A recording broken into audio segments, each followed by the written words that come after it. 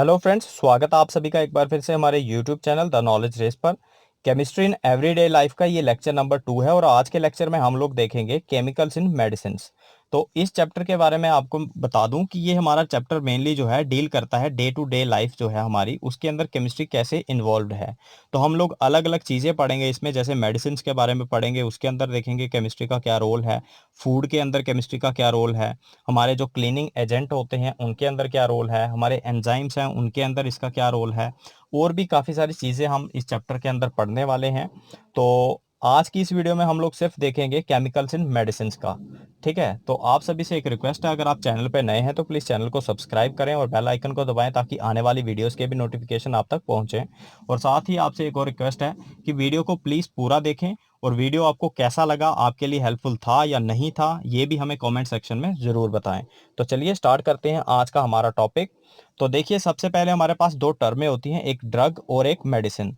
तो इन दोनों को देखेंगे कि इन दोनों के अंदर क्या फ़र्क है। तो देखिए, ड्रग जो है बेसिकली एक नेगेटिव टर्म है और मेडिसिन जो है वो एक पॉजिटिव टर्म है। तो दोनों में फ़र्क क्या है उस चीज़ को हम लोग देखेंगे पहले। तो देखिए, दोनों क्या होते हैं, केमिकल कंपाउंड होते हैं। जैसे ड्रग जो है ये भी केमिकल कंपाउंड, और ये क्या करता है, अगर कोई पर्सन इसको लेता है तो उसकी फिजिकल और साइकोलॉजिकल यानी कि उसकी मेंटल स्टेट जो होती है उसमें चेंज आ जाता है, और साथ ही साथ वो आदमी जो है वो अनकॉन्शियस हो जाएगा। ठीक है, और इसकी एग्जांपल्स हमारे पास क्या है, जैसे हीरोइन है, कोकीन है, एलएसडी है, और भी काफ़ी सारी हमारे पास ड्रग्स की एग्जांपल्स होती हैं। तो यानी कि मेन मुद्दा इसमें क्या है हमारा, ये है कि अगर कोई भी आदमी ड्रग लेगा तो उसका मेंटल स्टेट जो है वो चेंज हो जाएगा और वो आदमी क्या हो जाएगा, अनकॉन्शियस हो जाएगा। तो मेडिसिन क्या होती है, मेडिसिन भी एक प्रकार का ड्रग होता है, लेकिन ये इसका इस्तेमाल जो है किसी भी डिजीज को रोकने के लिए या फिर उसको क्योर करने के लिए इस्तेमाल होता है इसका। ठीक है, और साथ ही साथ मेडिसिन कभी भी किसी भी पेशेंट में अनकॉन्शियसनेस जो है वो नहीं लाती। तो हमारे पास काफ़ी फेमस एग्जांपल्स हैं, जैसे पैरासीटामोल है, सिट्राजिन है, इसके अलावा और भी काफ़ी सारी हैं। तो उसके बाद क्या है, हमारे पास एक टर्म यहाँ पे बनता है, वो ये है कि जितने भी हमारी मेडिसिन होती हैं वो सारी की सारी क्या होती हैं, ड्रग्स होती हैं। ठीक है, लेकिन जितनी भी ड्रग्स होती हैं वो हमारी मेडिसिन नहीं होती हैं। तो चलिए गाइस, अब हम लोग एक एक करके अलग अलग जो क्लासेस हैं हमारी मेडिसिन की उनको देखते हैं। तो फर्स्ट क्लास जो हमारे पास आती है वो है एनाल्जेसिक्स। तो एनाल्जेसिक्स क्या होती हैं, ऐसी मेडिसिन होती हैं जिनको हम लोग पेन किलर्स कहते हैं। तो बेसिकली इनका काम क्या होता है, पेन को रिड्यूस करना। ठीक है, और without causing unconsciousness in the patient, यानी कि एक पेशेंट को हम लोग क्या दे देंगे, पेन किलर दे देंगे, यानी कि एनाल्जेसिक जो दवाई है वो दे देंगे। उसमें क्या होगा, उसका पेन कम हो जाएगा और उसके अंदर अनकॉन्शियसनेस नहीं होगा। तो इसकी आप लोगों ने एग्जांपल्स याद रखनी है। तो एग्जांपल में हमारे पास जैसे एस्पिरिन है, एनाल्जिन है, सेरिडॉन है, ये कुछ फेमस एग्जांपल्स हैं, तो इनको आप लोग याद रख सकते हैं। तो एस्पिरिन का आप जैसे यहाँ पे स्ट्रक्चर भी देख सकते हैं। तो नेक्स्ट है हमारे पास एंटीपायरेटिक्स। तो एंटीपायरेटिक्स क्या होती हैं, ऐसी दवाइयां जो बॉडी के टेम्परेचर को लो करती हैं, यानी कि जिनको हम लोग फीवर के लिए इस्तेमाल करते हैं। जब कभी भी हमारी बॉडी का जो टेम्परेचर राइज कर जाता है, नॉर्मल टेम्परेचर होता है हमारा 37 डिग्री सेंटीग्रेड, जब इससे ज़्यादा हो जाएगा तो तब हम लोग कौन सी दवाई लेंगे, एंटीपायरेटिक। तो ये एंटीपायरेटिक क्या करेगी, हमारा बॉडी टेम्परेचर जो है वापस 37 तक लाएगी। तो इसके अंदर भी हमारी मोस्ट फेमस एग्जांपल जैसे पैरासीटामोल है, इसका भी आप लोग यहाँ पे स्ट्रक्चर देख सकते हैं। फिर एनाल्जिन है, नोवाल्जिन है, ये कुछ जो है हमारी एंटीपायरेटिक्स हैं। उसके बाद नेक्स्ट क्लास देखते हैं। देखिए, नेक्स्ट क्लास जो है हमारे पास ट्रंकुलाइजर्स की आती है या एंटी डिप्रेसेंट्स की आती है। तो ट्रंकुलाइजर क्या है, बेसिकली ट्रंकुलाइजर्स जो होते हैं ये ऐसी दवाइयां होती हैं जो हमारी मेंटल डिजीज यानी कि मेंटल इलनेस, जिसके अंदर हमारा स्ट्रेस आ जाता है, डिप्रेशन आ जाता है, एंजाइटी आ जाती है, इन सारी चीज़ों को कम करती हैं। तो आपको याद रखना है कि एंटी डिप्रेसेंट्स या ट्रंकुलाइजर्स ऐसी दवाइयां होती हैं जो मेंटल डिजीज को कम करेंगी। तो इसके अंदर हमारे पास जैसे एक्वानिल है, काम्पोस है, टॉफ्रानिल है, बारबिट्रिक एसिड है, कोकीन वगैरह है। तो ये सारी चीज़ें इसके अंदर जो है आ जाती हैं। तो आपको एक चीज मैं यहाँ पे बता दूं, यहाँ पे आप लोग देख रहे होंगे कोकीन, तो आप सोच रहे होंगे कि मैंने आपको इसको ड्रग के अंदर बताया था। तो जितने भी ट्रंकुलाइजर होते हैं ये बेसिकली ड्रग की क्लास के अंदर ही आती हैं, क्योंकि जितने भी ट्रंकुलाइजर होंगे वो किसी भी पेशेंट को जब दिए जाएंगे तो उसके अंदर क्या होगी, अनकॉन्शियसनेस आ जाएगी। तो इसीलिए जो है मैं इनको ड्रग ही कहूंगा, लेकिन इनको एज ए मेडिसिन इस्तेमाल किया जाता है मेडिकल फील्ड के अंदर। ठीक है, उसके बाद आती है हमारी एंटीसेप्टिक्स। तो एंटीसेप्टिक्स क्या होती हैं, ये ऐसी दवाइयां होती हैं जिनको हम लोग लिविंग टिश्यू के ऊपर अप्लाई करते हैं, ताकि किसी भी प्रकार का कोई माइक्रो ऑर्गेनिज्म अगर उसके ऊपर ग्रोथ हो रही है उसकी, तो वो प्रिवेंट हो जाए या फिर वो किल हो जाए। ठीक है, जैसे हमारे पास यहाँ पे डेटोल है, सेवलॉन है या एक्रीफ्लेविन है, ये सारी एग्जांपल्स आप लोग जानते भी होंगे और इस्तेमाल भी करते होंगे अपने घरों में। तो डेटोल के अंदर क्या होता है, क्लोरोजाइलिनोल, जिसका आप लोग यहाँ पे स्ट्रक्चर भी देख सकते हैं। तो नेक्स्ट क्लास है हमारे पास एंटी फर्टिलिटी ड्रग्स। तो एंटी का मतलब जानते ही हैं आप लोग, अगेंस्ट ऑफ फर्टिलिटी मतलब फर्टाइल।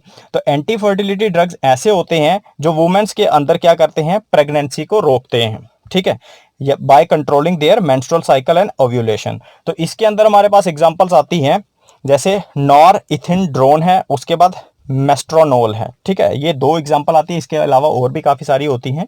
तो ये एंटी फर्टिलिटी ड्रग्स की एग्जांपल्स हैं। उसके बाद आते हैं एंटासिड्स। तो एंटासिड्स क्या होते हैं, बेसिकली ये एसिडिटी को कंट्रोल करते हैं। जब भी हम लोग कोई तीखा खाना खा जाते हैं या फिर मसाले वाला खाना खा जाते हैं, तो हमारे जो पेट है, स्टोमक जो है, उसके अंदर काफ़ी सारी एसिडिटी बन जाती है, बहुत सारा एसिड बन जाता है। तो वो एसिड जो है हमें काफ़ी डिस्कम्फर्ट करता है। तो अब हम लोग क्या करते हैं, एंटासिड का यूज करते हैं उसको कम करने के लिए। तो उस एंटासिड में क्या होता है, इनो जैसे आप लोगों ने देखा होगा, या फिर मिल्क ऑफ मैग्नीशिया यानी कि डाइजीन वगैरह का आपने इस्तेमाल किया होगा। तो उसके अंदर क्या होते हैं, मेटल के हाइड्रोक्साइड्स होते हैं। ठीक है, तो मेटल के हाइड्रोक्साइड क्या करते हैं, बेसिकली वो एक प्रकार के बेस होते हैं, और जो हमारा पेट स्टोमक होता है उसके अंदर एसिड होता है। तो अब जब एसिड और बेस आपस में रिएक्ट करेंगे तो कौन सा रिएक्शन होगा, न्यूट्रलाइजेशन रिएक्शन होगा। तो जिससे हमारा जो एसिडिटी जो है वो कम हो जाएगी।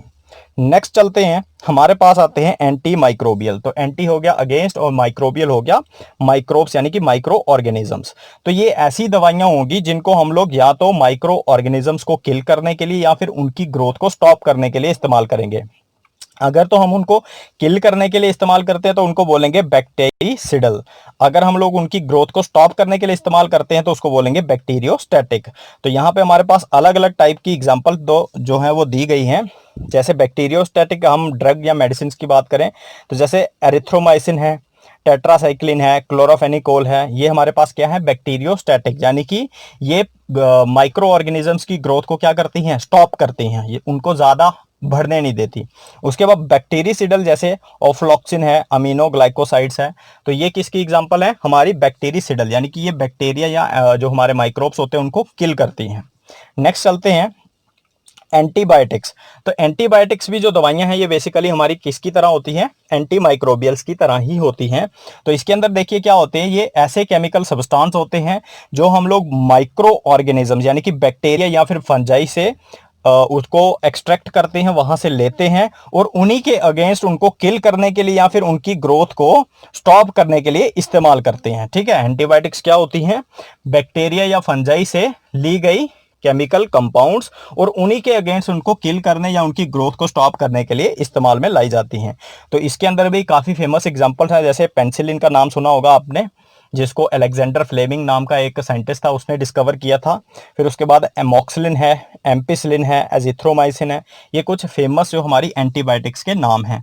और एंटीबायोटिक्स आप लोग ऐसे भी जानते हैं, जब भी हमें कोई इन्फेक्शन हो जाती है, चेस्ट में इन्फेक्शन हो जाती है, किसी को पस पड़ जाती है या कहीं और बॉडी में इन्फेक्शन हो जाती है, तो हमें ज़्यादातर एंटीबायोटिक्स दी जाती हैं। उसके बाद आती है हमारे पास एंटी हिस्टामिन्स। तो एंटी हिस्टामिन्स ऐसी ड्रग्स होती है जो बेसिकली एलर्जी के दौरान यूज़ की जाती हैं। अब एलर्जी आप लोग समझते हैं, लोगों को स्किन के ऊपर रैशेस हो जाते हैं या किसी को खांसी वगैरह हो जाती है, कोल्ड वगैरह हो जाता है। कोल्ड तो बेसिकली वायरस से होता है, लेकिन एलर्जी की वजह से भी कोल्ड होता है। ठीक है, तो ये ऐसी दवाइयाँ होंगी हमारे पास जो क्या करेंगी, हमारी बॉडी के अंदर एक हिस्टामिन जो है प्रोड्यूस होती है। जब भी कोई बाहर से कोई डस्ट या कोई हमारा फॉरेन पार्टिकल जैसे हमारा कोई बैक्टीरिया या वायरस वगैरह हमारी बॉडी के अंदर जाएगा, तो हमारी बॉडी के सेल जो है वो हिस्टामिन को रिलीज करते हैं। तो उससे हमारी बॉडी के अंदर क्या होता है, एक एलर्जिक रिएक्शन चलती है, तो जिससे हमें एलर्जी हो जाती है। ठीक है, तो अब ये एंटी हिस्टामिन क्या करती है, उस हिस्टामिन को मतलब बॉडी के अंदर बनने से रोकती हैं। जितना कम हिस्टामिन बनेगा उतना कम ही हमारे अंदर क्या होगा, एलर्जी का रिएक्शन होगा। ठीक है, तो अब ये क्या करेंगी, हिस्टामिन को रोकेंगे, उसको उसका प्रोडक्शन होने से रोकेंगी। तो हमारे पास इसकी एग्जांपल जो है, हमारे पास ब्रोमफेरेनमिन है, उसके बाद टेफ्राफिनाडिन है, टेरफिनाडिन है, उसके बाद सिट्राजिन है। तो सिट्राजिन आप सभी जानते होंगे, काफ़ी बार आप लोगों ने शायद खाई भी होगी। तो ये हमारे पास थी एंटीहिस्टामिन।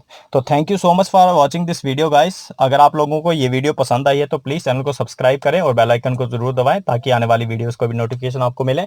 और मिलते हैं नेक्स्ट वीडियो में, तब तक के लिए गुड बाय।